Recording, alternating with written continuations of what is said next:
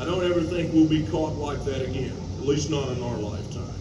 I think the military has evolved into an incredible machine, and our intelligence agencies are daily protecting us.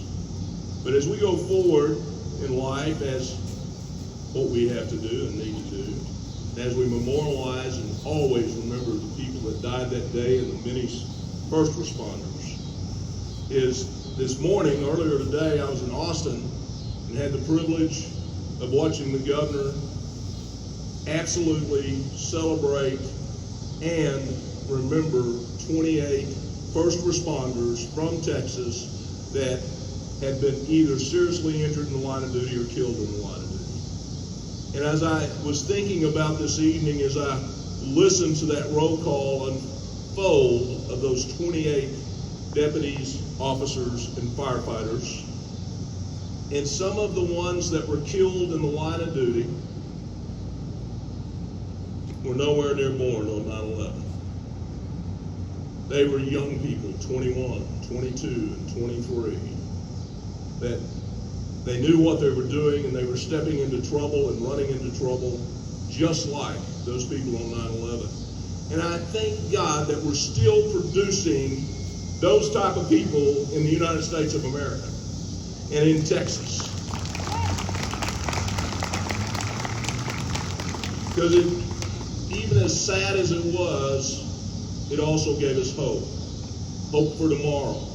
And often with children at home that wasn't born on 9/11 and don't quite understand everything that happens there, as we explain it to them, and we talk to my kids, when I talk to them, I talk about the American spirit persevering in the worst of times, that we raise up out of the ashes regardless of how hard they hit us because we're coming back, and that we are not going to tolerate it.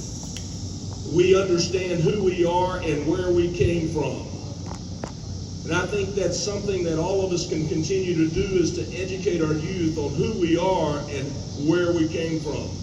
That we can absolutely, unfortunately, have things like 9/11, but yet persevere. That we're building people of character. That we're rising up our youth into nobility of the office of American citizen. It's one of the greatest titles in the world, American citizen. But as I remind my children of those things, and I remind other people or officers of these things, I said, where we've been and what we got, we can absolutely appreciate our forefathers. Because they built a ship that got us to where we're at today.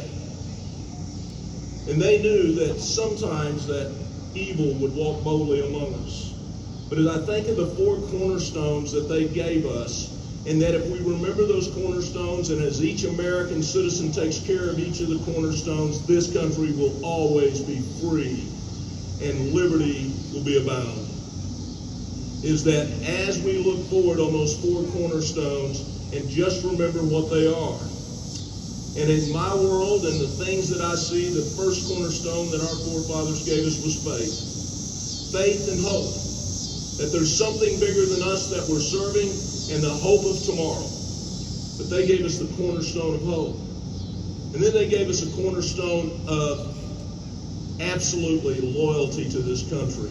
As we sit here tonight, and many of us have done this, or all of us in this room, this large area, have done it many, many times. What did we do? We stood for our flag. We saluted our flag. We pledged allegiance to our flag. And you should be proud of that. That is a blood oath that we mean. Loyalty to the country. And they knew that we couldn't have good families if we didn't have faith and good sovereign nation. A good sovereign nation. And the third cornerstone they wanted to remind us of, it's important to be good family members.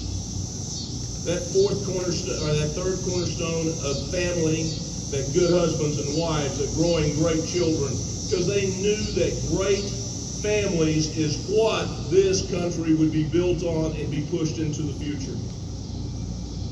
You see, I think that as our combat soldiers and our first responders rush into danger, they know that family, they know that this country is where worth giving it all. And we always should remember.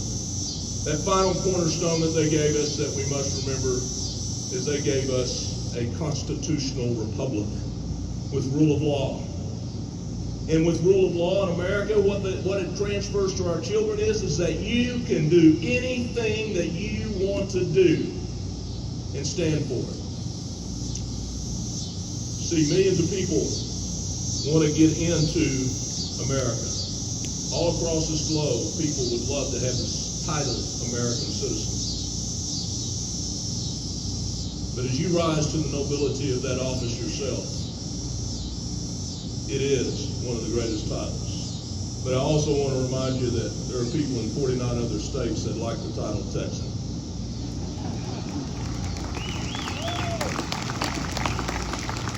But I believe that America will continue to raise up children with great character that will protect those cornerstones.